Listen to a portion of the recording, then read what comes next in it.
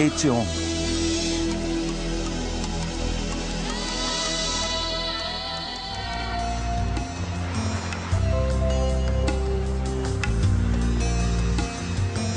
A lei é onipresente no mundo moderno.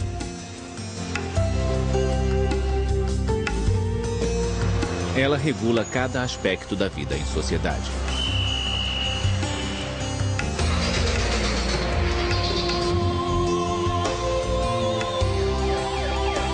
A lei. Distribuição sinapse.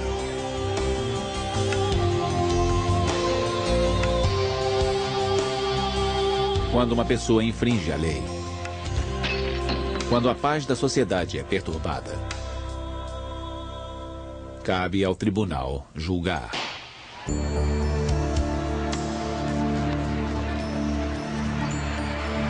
O direito ao voto, os direitos das minorias, o direito ao aborto. A lei mostra um espelho para cada sociedade, refletindo os seus valores e crenças.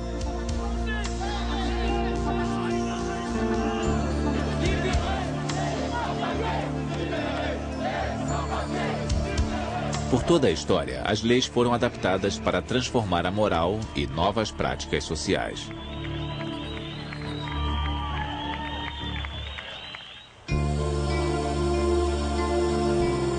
Hoje, os direitos humanos são o centro de nossa preocupação, pois não são garantidos em todos os lugares do mundo.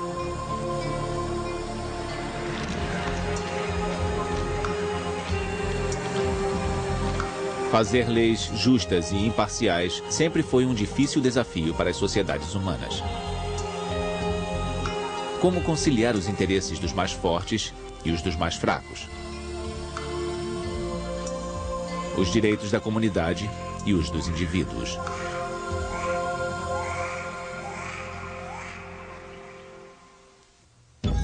Os deuses, o homem e a lei.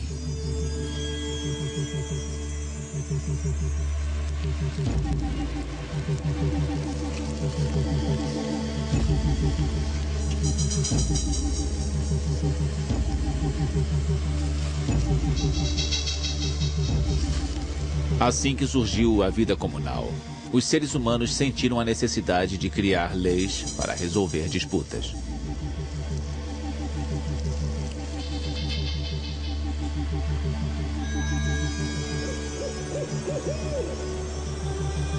As primeiras leis escritas foram encontradas na Mesopotâmia. O mais famoso código de leis remonta a 3.700 anos. Foi criado pelo rei Hammurabi, da Babilônia.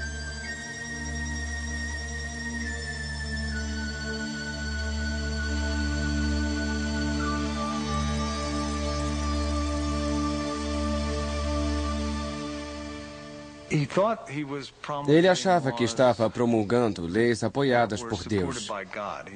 E diz isso no código. Mas as leis que ele promulgou eram provavelmente os costumes habituais do povo. Ele usa a autoridade real e a autoridade divina para escrever as leis comuns não escritas do povo.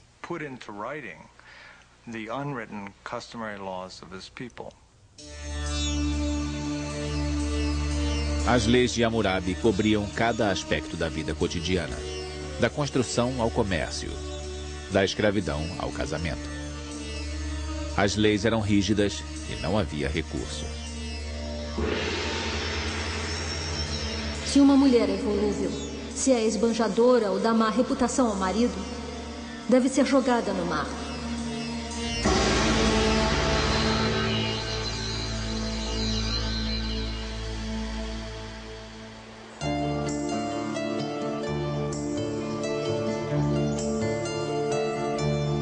Os gregos foram os primeiros a permitir que os acusados se defendessem perante seus iguais. Em Atenas, podia haver até 2.000 membros de júri em um julgamento. O tempo destinado às considerações dos advogados era determinado por uma clepsidra, um relógio de água que funcionava pelo mesmo princípio da ampulheta. Os melhores oradores desenvolveram a arte de terminar seu discurso junto com as últimas gotas de água do recipiente.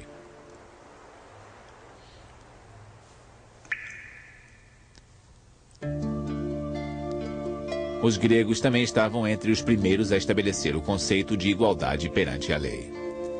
Para eles, as leis feitas pelo homem deveriam refletir a ordem natural das coisas.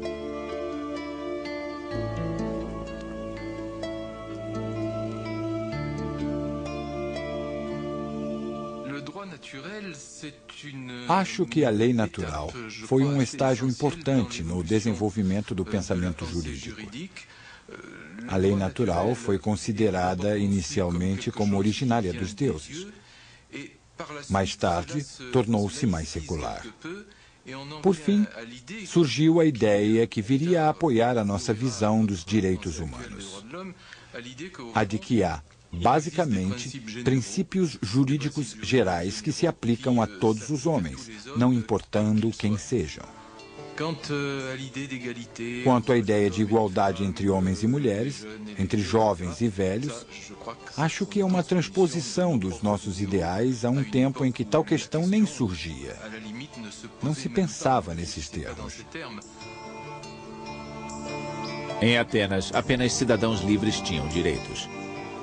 Mulheres, crianças e escravos estavam sujeitos à autoridade do homem da casa.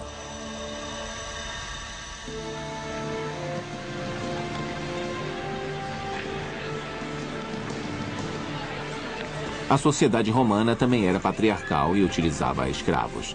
A igualdade perante a lei permanecia um princípio subserviente aos hábitos da época. Os romanos eram um povo muito prático. O sistema de justiça deles era baseado em uma grande missa de jurisprudência e ainda serve como modelo.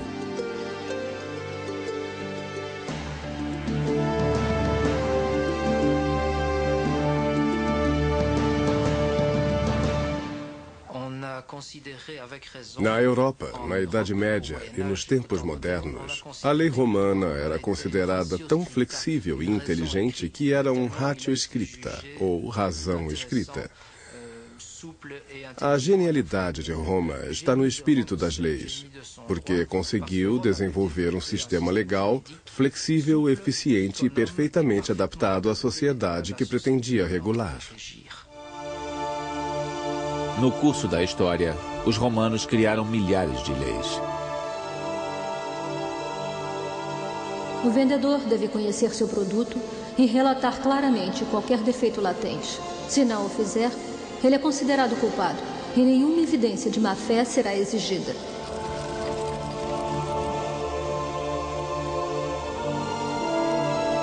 As leis eram tão complexas que os romanos contratavam peritos para opinar em questões legais.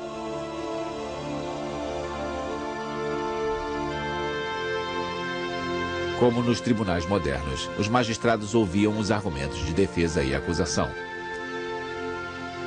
Os advogados contavam anedotas para entreter os espectadores. Os honorários eram altos, mas alguns concordavam em representar um cliente em troca de ser mencionado em seu testamento. Hoje, o acesso ao sistema legal é controlado pelos recursos financeiros de uma pessoa. Era assim também no mundo antigo. Mas não só por recursos financeiros. Os laços familiares também eram muito importantes. Se você pertencesse a uma família muito poderosa, seu acesso à lei era muito maior do que se não fosse. E isso se vê de forma mais clara em Roma.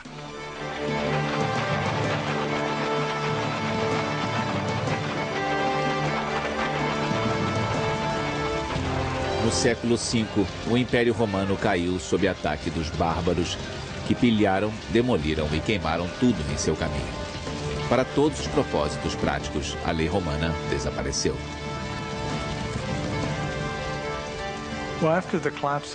Bom, depois da queda do Império Romano, no oeste do Mediterrâneo, a lei bárbara germânica entra em vigor. De muitas formas foi um passo para trás. Os alemães não usavam as formas de prova, as leis escritas de evidência, o procedimento sofisticado dos romanos. Eles usavam o ordalho. E foi assim que ele entrou em vigor na Europa até o século XIII.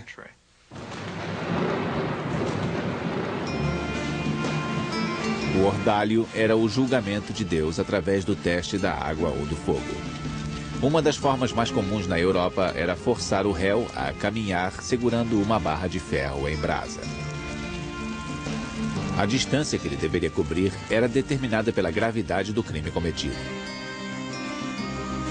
Se a queimadura dele não ficasse infeccionada após alguns dias, era declarado inocente.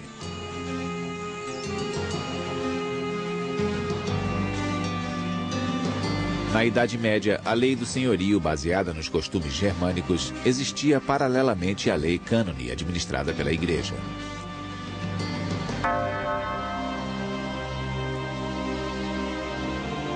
Ao contrário dos costumes que prevaleciam na época, a Igreja exigia que ambos os lados em um casamento deveriam dar consentimento. O consentimento matrimonial é um ato de vontade própria, pelo qual um homem e uma mulher se aceitam mutuamente na aliança irrevogável que constitui o casamento.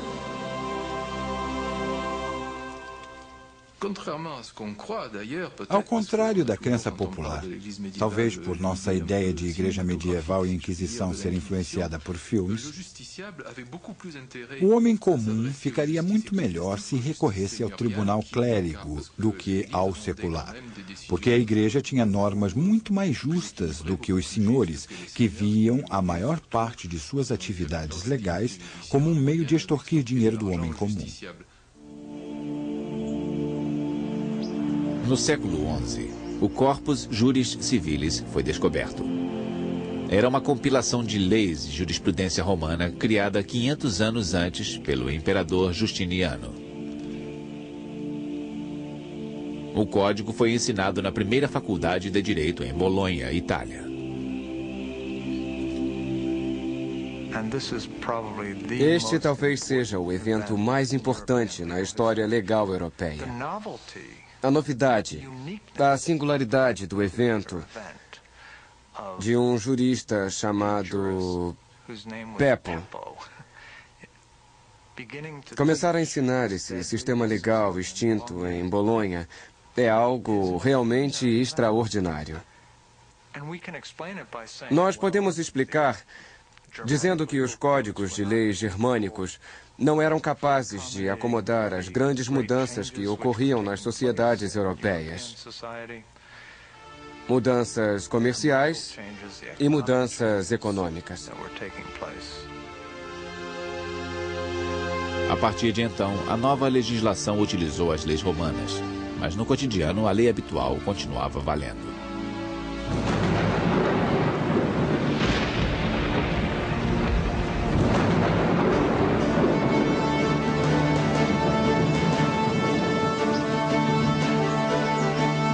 Segundo o costume, o rei deveria fornecer terras para seus vassalos ou barões e protegê-los em troca de seu serviço militar.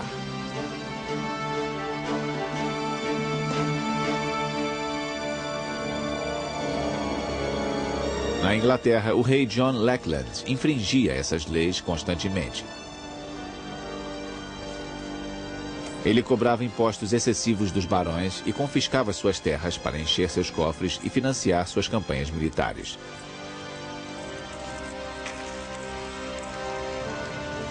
Os abusos do rei John levaram os barões ingleses a se revoltar.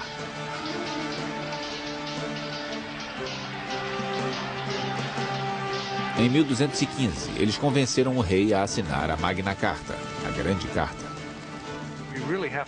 Devemos pensar na Magna Carta como uma carta de direitos para os barões ingleses. Algumas medidas tocavam na questão dos direitos dos moradores da cidade. Por exemplo, alguns capítulos, especialmente o 39, tratava do direito de todos os ingleses serem julgados de acordo com a lei da terra. E esses direitos foram generalizados a todos os ingleses, mas não em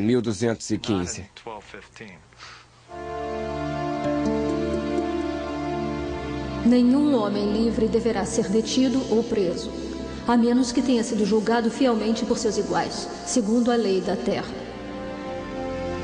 Apesar de sua aplicação limitada, o acordo entre o rei John e seus barões é geralmente citado como a primeira carta de direitos humanos.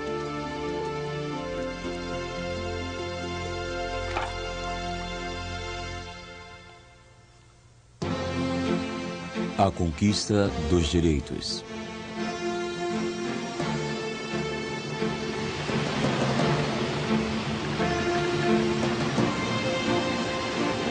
A lei sempre foi uma ferramenta poderosa para as classes dominantes.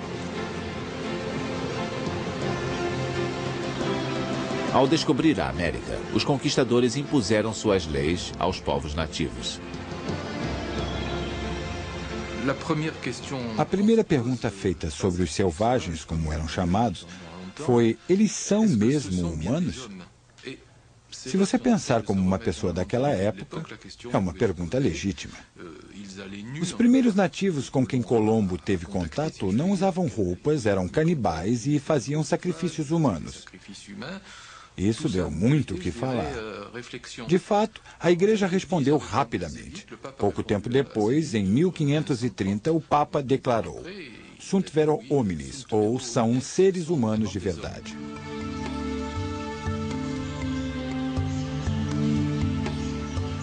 Mas que tipo de seres humanos? Em que categoria se encaixavam?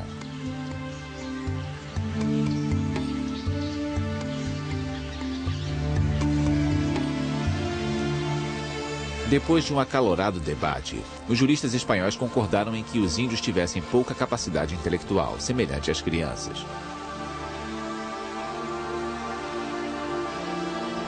Logo, era justificável guiá-los e dominá-los. Populações inteiras foram obrigadas a trabalhar nas minas de ouro e prata da América. Com a colonização do Novo Mundo em andamento, a escravidão se alastrou.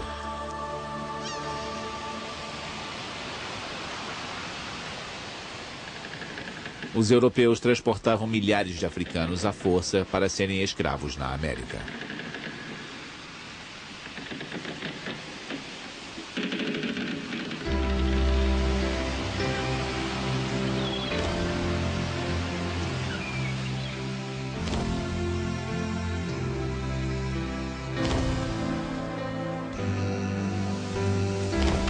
No final do século XVIII, os colonizadores britânicos da América do Norte eram os maiores importadores de escravos.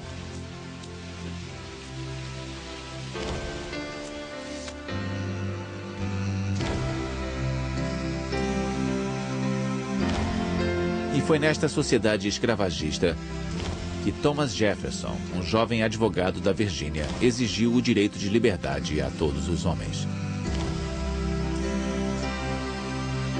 Todos os homens são criados iguais. São contemplados pelo Criador com direitos inalienáveis, entre eles a vida, a liberdade e a busca da felicidade.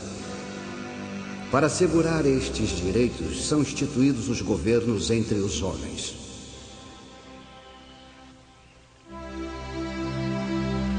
Estes direitos inalienáveis foram estabelecidos na Declaração de Independência dos Estados Unidos da América em 1776. Mas em face de feroz oposição dos Estados do Sul, a escravidão foi mantida.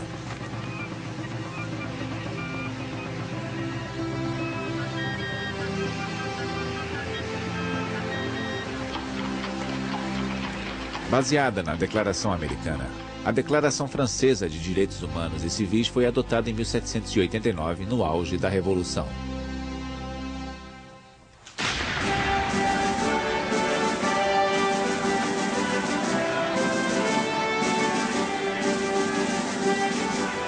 Com seus princípios de igualdade, fraternidade e liberdade, a Declaração varreu por completo os privilégios feudais.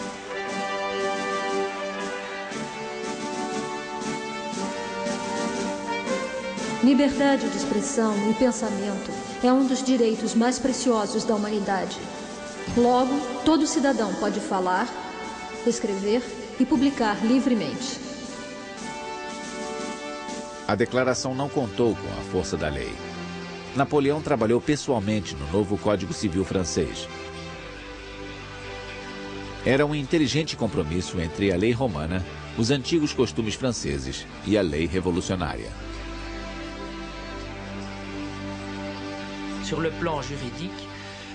Quanto às leis, Napoleão interveio para garantir uma certa segurança que não existia antes.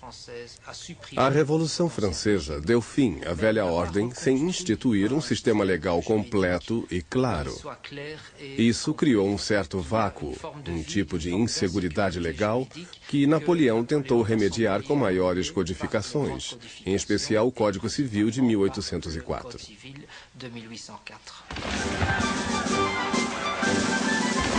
Através das conquistas militares, Napoleão impôs seu código na Bélgica, em muitos estados alemães, na Polônia e na Itália.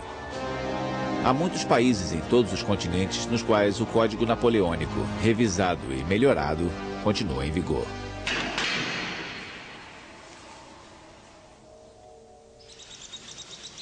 Exilado em Santa Helena, o arruinado imperador escreveu em suas memórias: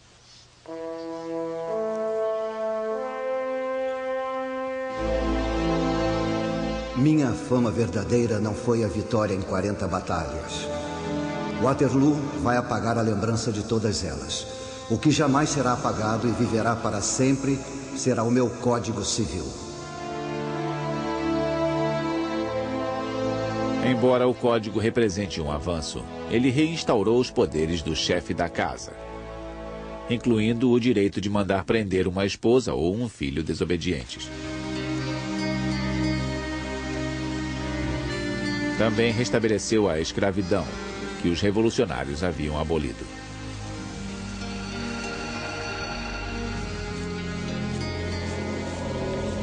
Mas logo os escravos de várias colônias europeias se rebelaram.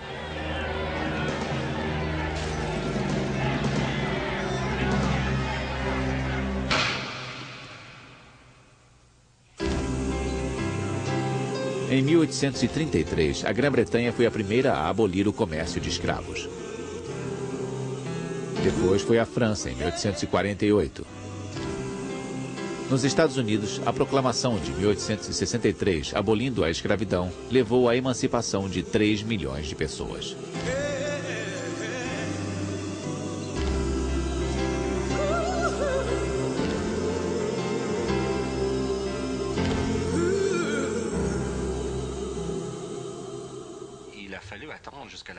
Só na Guerra de Secessão dos Estados Unidos, a Constituição americana recebeu emenda para dar fim à escravidão. E, como se sabe, isso não pôs fim ao racismo e à discriminação. Levou mais um século para que os grandes empecilhos à igualdade entre negros e brancos fossem eliminados, pelo menos formalmente, nas leis americanas.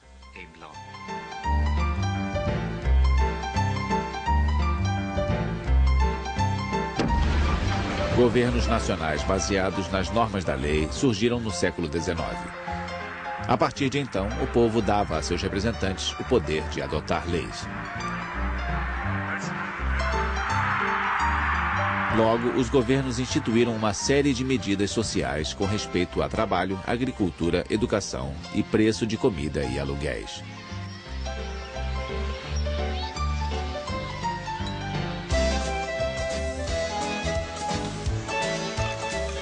Em 1919, para combater o vício, uma emenda é acrescentada à Constituição americana.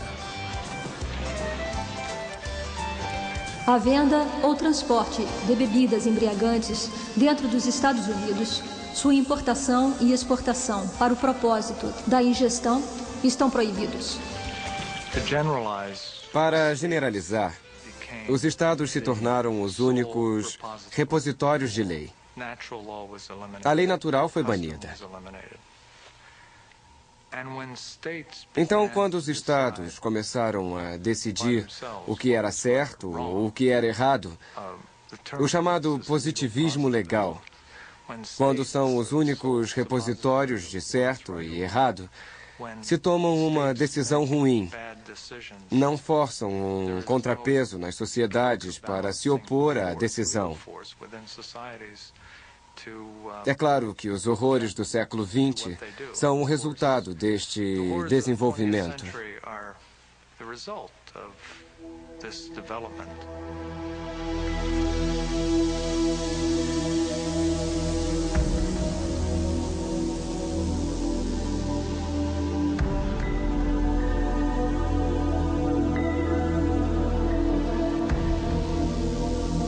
No final da Segunda Guerra Mundial, a descoberta dos crimes cometidos pelos nazistas lançou uma luz na importância dos direitos humanos.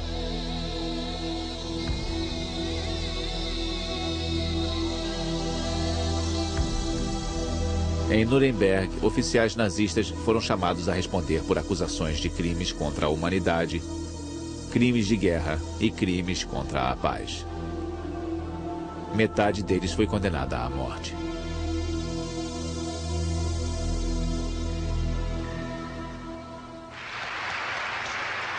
A Organização das Nações Unidas quis evitar que tais horrores se repetissem.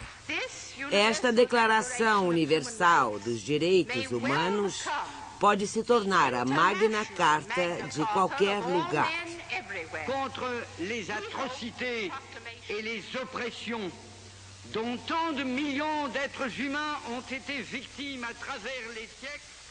Em 1948, a primeira Declaração Internacional dos Direitos Humanos foi adotada. A favor da adoção da Carta, 48. Contra a sua adoção, 0. Abstenção, 8.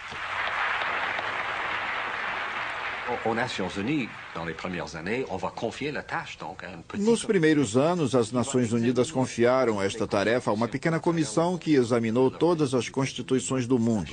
A Carta de Direitos Americana, a Declaração Inglesa, a Declaração Francesa e vai por aí, para produzir um tipo de catálogo de direitos básicos. Foi procurado um denominador comum nas constituições e acrescentaram outros fatores para elaborar a Declaração Universal dos Direitos Humanos, que foi adotada em 1948.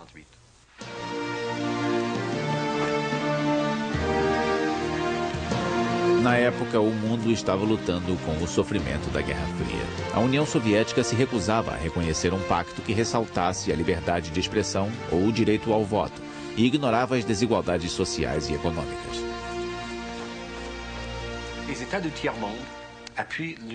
Os países do Terceiro Mundo apoiaram a posição da União Soviética. A reação deles foi: ouçam, para nós o mais importante é poder alimentar nossos cidadãos e proporcionar um padrão mínimo decente de vida. Lidaremos com a liberdade de expressão mais tarde. Havia um conflito entre os dois conceitos de direitos básicos.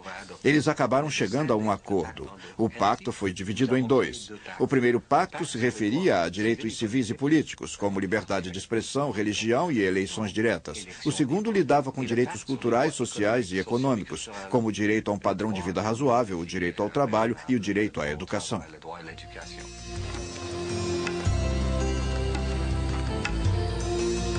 A declaração foi adotada por 48 países e permanece uma resolução sem força legal. Todo país tem a liberdade de aplicar ou ignorar seus princípios.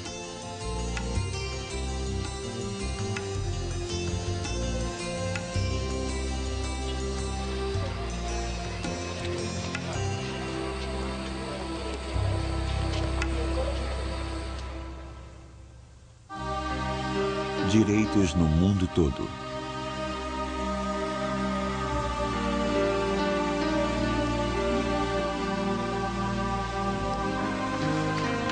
Em muitas partes do mundo, os direitos mais básicos continuam a ser ignorados.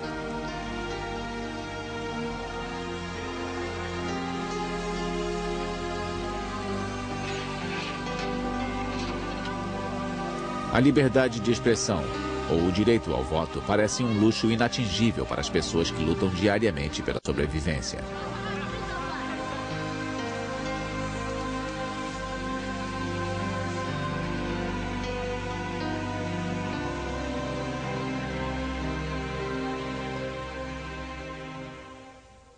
A grande maioria das pessoas do Sul não tem acesso à água potável.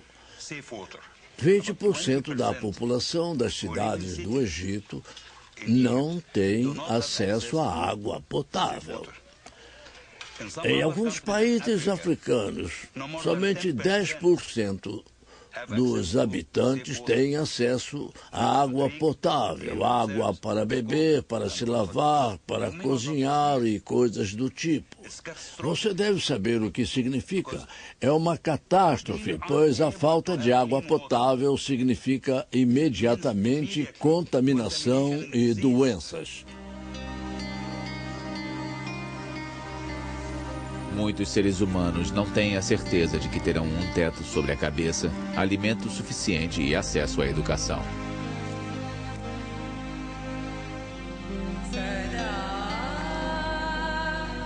Em muitos países, as mulheres estão em desvantagem perante a lei. Ficam sob a guarda do pai, do marido ou dos irmãos e não podem tomar decisões sem o consentimento deles. Esta é minha filha. Milhares de pessoas desaparecem, são presas ou torturadas por razões políticas.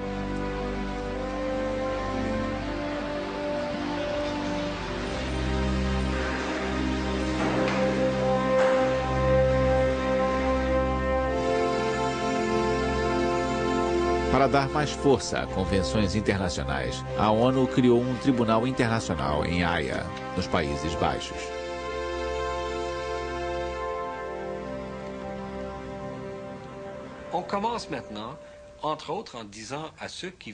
Entre outras coisas, estamos começando a dizer a quem viola os direitos humanos que poderá ser responsabilizado por isso. É uma novidade. Não dizemos mais a um Estado que deve mudar sua forma de agir só para que ele responda que discorda. Agora dizemos que se o Estado tolera a violação dos direitos humanos, não só o Estado será responsabilizado, como também o indivíduo criminoso. Planejamos ir atrás de quem viola os direitos humanos. Karadzic e Mladic na ex-Iugoslávia, Pinochet no Chile, Pol Pot no Camboja. Dizemos, se não parar, se continuar a violar os direitos humanos, poderá ser chamado um dia perante o Tribunal Internacional para ser processado. Cerca de 100 investigadores das Nações Unidas estão percorrendo o globo para obter depoimentos de testemunhas onde quer que estejam.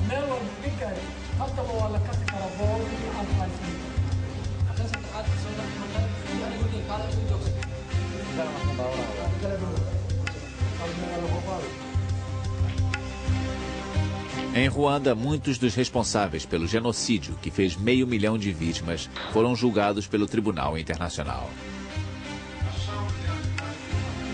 Em 1998, o ex-primeiro-ministro Jean Kambanda foi condenado à prisão perpétua.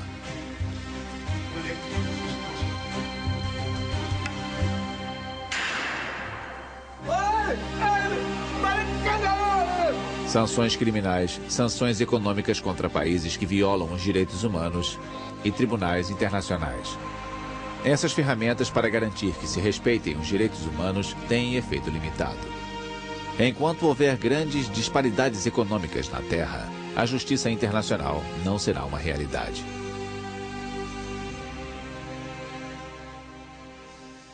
É preciso aumentar o padrão de vida ou as condições de vida no resto do mundo. É preciso que sejam condições humanas, estou dizendo que é realmente necessário, em especial no século XXI, que deverá vivenciar a outra geração de direitos humanos, na minha opinião. Esta nova geração de direitos humanos será o direito de ser um ser humano. Só o que se precisa para rebaixar um povo à escravidão é privá-lo de seus direitos básicos. Agora, no século XXI, espera-se que o mundo reconheça o direito de todas as pessoas terem condições de vida decentes e serem tratadas como seres humanos.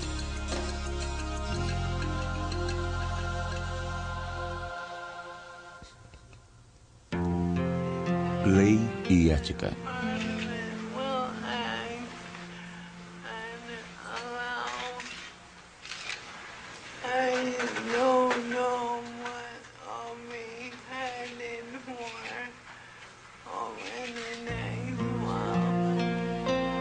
A canadense Sue Rodrigues sofria do mal de Lou Gehrig. Por muito tempo, ela lutou na justiça pelo direito à eutanásia. Ela queria que um médico pudesse dar um fim à vida dela quando o estado dela piorasse demais para que o fizesse sozinha.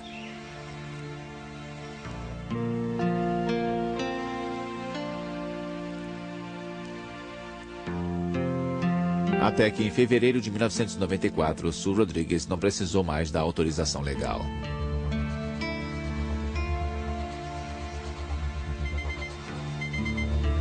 A eutanásia gera discussões tempestuosas nos círculos médicos e entre a população.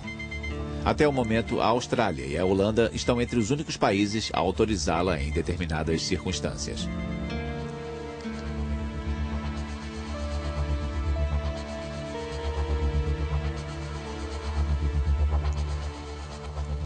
Por que não é aceita? Porque, se você pensar no princípio mais fundamental no qual baseamos nossas sociedades, ele seria não matar o próximo.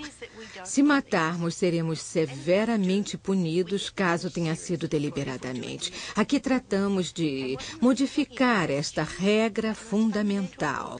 Você faz isso porque sente pena da pessoa, diz que é compaixão, essas coisas, mas isso não altera o fato de que vai mudar o papel social mais profundo e duradouro de não matar o próximo. E muita gente não acha que deva ser mudado. Embora a eutanásia continue sendo controversa, o suicídio não é mais considerado crime. Os pacientes podem recusar tratamento médico mesmo que isso cause a morte, porque sua decisão não envolve a assistência de outra pessoa.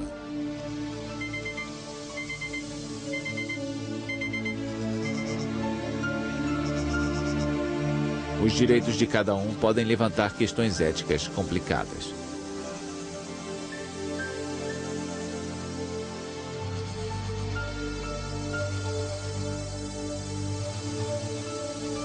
Quando uma mulher está gerando um filho, tem o direito de usar o corpo como quiser? O interessante, e tivemos um caso no Canadá que nos mostrou isso, é que se a mulher diz, vou seguir com a gravidez, mas vou fazer o que quiser, como usar cocaína, heroína ou cola, como foi o caso que tivemos no Canadá, a lei se complica e diz, um momento, você está prejudicando o feto.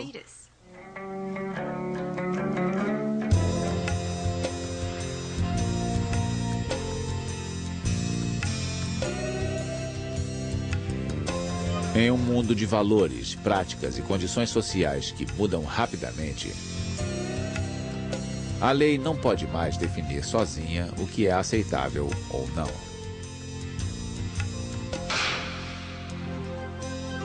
Com o surgimento de novas tecnologias de reprodução, acredita-se que o embrião humano precisa urgentemente de proteção legal. Há quem ache moralmente errado produzir embriões sobressalentes. O motivo para que existam é a possibilidade de congelá-los a 243 graus negativos em nitrogênio líquido e mantê-los durante muito tempo. Houve até casos de divórcio em que os casais pensaram no que fazer com os embriões. É tipo, quem fica com o cachorro, quem fica com as crianças, quem fica com os embriões.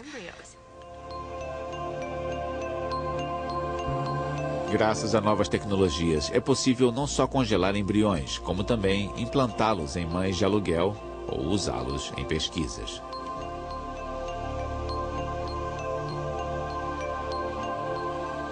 Algumas tecnologias novas também levantam questões assustadoras. Por exemplo, as pessoas já falam em desativar certas células do embrião. Houve um debate na televisão que perguntou, e se pudéssemos desativar as células que fazem a cabeça do embrião? Ficaríamos só com o corpo, ou teríamos todos os órgãos e poderíamos usá-los para transplantes? Pode parecer extraordinário, mas conseguiram fazer isso com sapos, com girinos. Fizeram girinos sem cabeça. Ainda não acabaram os desafios enfrentados por legisladores como resultado de avanços científicos. Hoje, a clonagem de animais é uma realidade. Em 1997, o nascimento da ovelha Dolly mexeu com a comunidade científica. Desde então, o fato foi repetido várias vezes. Parece não haver problema técnico sério que nos impeça de clonar um ser humano. Por que acho que não devemos fazer clonagem? Acho que nós devemos ter o mais profundo respeito pela vida humana e sua singularidade inerente, dentro da qual eu incluo gêmeos idênticos, trigêmeos idênticos. E também devemos ter um profundo respeito pelo que chamo de espírito humano, que nada tem a ver necessariamente com a religião. Para algumas pessoas tem relação, mas você pode ser totalmente secular e acreditar no espírito humano. Nas nossas sociedades, fica a critério dos tribunais julgar. Mas os juízes confrontam fatores sociais e políticos complicados.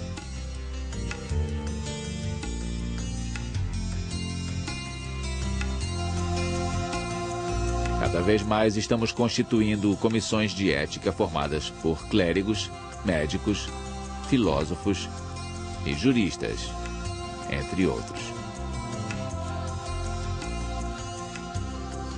Existe uma necessidade, um crescente reconhecimento da compreensão de que a maioria dos problemas sociais mais importantes que enfrentamos no fim do século não pode ser colocada em uma caixa unidisciplinar. Não podemos dizer, isso é um problema médico, deixa o doutor resolver. Acho que a ética deve vir primeiro e a ética deve informar a lei. Muitas vezes no passado pensamos que se era legal, estava correto. Isso não é necessariamente verdade. Pode ser legal, mas errado do ponto de vista ético. A sociedade deve examinar o que está em jogo legalmente. Médicos que podem usar a tecnologia para prolongar a vida não estão mais dispostos a fazer a escolha sozinhos entre a obrigação de tratar um paciente e o direito do paciente de morrer com dignidade.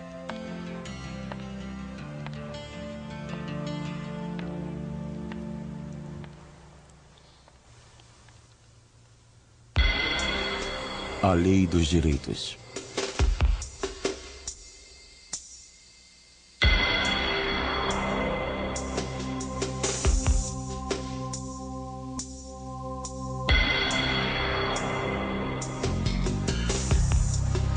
A lei se tornou toda poderosa no mundo moderno. Só nos Estados Unidos, 90 milhões de casos são levados à corte anualmente.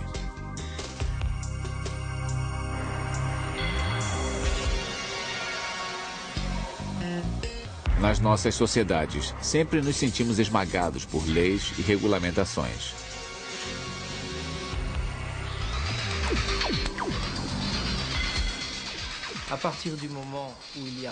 Sempre que há muitas leis e regulamentações, torna-se difícil controlar a ordem judicial. Os juristas estão quase literalmente afogados em um mar de regulamentações. Também há um segundo efeito negativo. A regulamentação obsessiva e desnecessária complica as relações humanas.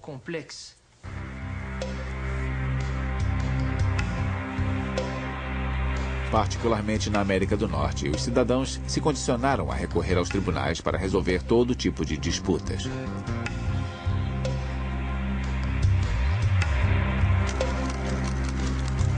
Há incontáveis processos por quebra de contrato ou demissão, ou ações contra fabricantes de produtos considerados defeituosos.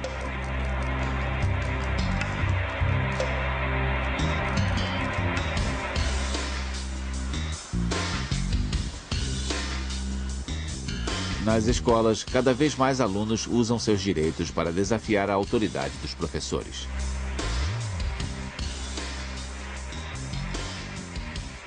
Acho que vimos o declínio da adesão ao que se pode chamar de religião institucionalizada.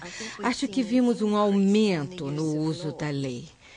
Isso provavelmente porque passamos de um controle moral de nossas relações como forma principal de governo para governá-las em uma sociedade secular através da lei. Se observarmos o que aconteceu nas sociedades norte-americanas, houve um declínio na noção de comunidade e um aumento do chamado individualismo. As nossas sociedades são descritas como baseadas em um intenso individualismo.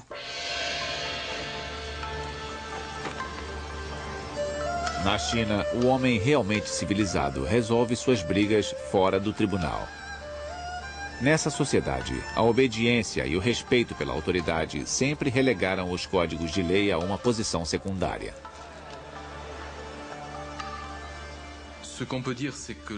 Certamente a lei não tem o mesmo prestígio e respeito em todos os lugares. No Ocidente, tendemos a atribuir grande importância à decisão da lei. Em outras culturas, em sociedades tradicionais e asiáticas, a lei é apenas uma forma de regulamentar a sociedade e pode ser usada bem menos do que os outros padrões, como a religião, por exemplo.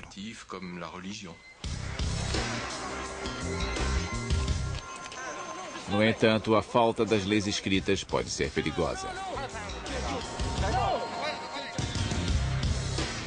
Pode levar a abusos de poder.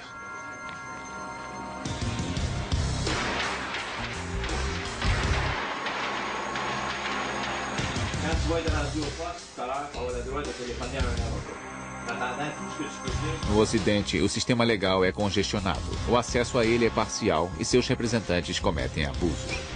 Através dos anos, estes fatores acabaram com a confiança dos cidadãos.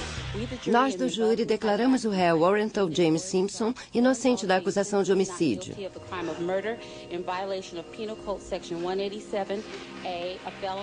Nos Estados Unidos, a absolvição do astro do futebol americano O.J. Simpson, acusado de assassinar a esposa, deixou muitos cidadãos com raiva. Alguns atribuíram o resultado do julgamento à riqueza do Sr. Simpson. A meu ver, não se deve atribuir qualquer credibilidade à versão do réu. Sendo assim, peço que o culpem das acusações de homicídio qualificado. Assim como a sociedade que a criou, a lei não é perfeita. Mas apesar de suas fraquezas, a justiça continua tendo papel importante em nossa sociedade.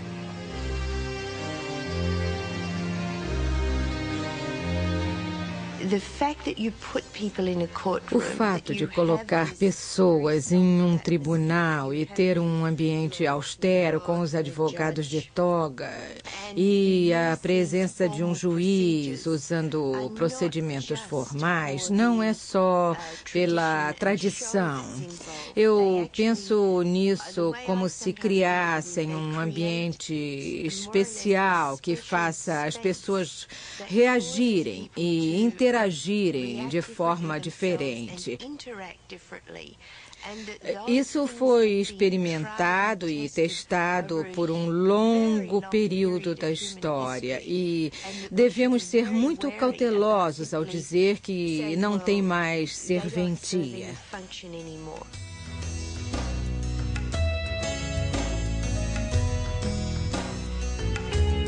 Em décadas recentes, muitos grupos lutaram para ter seus direitos reconhecidos em tribunais.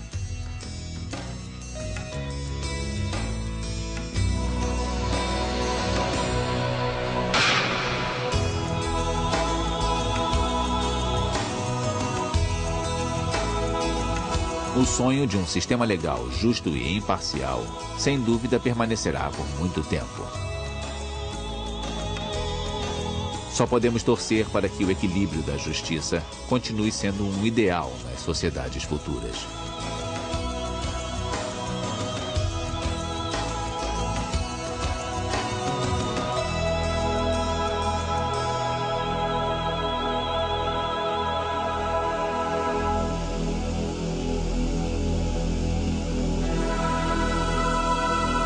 versão brasileira, Audio News.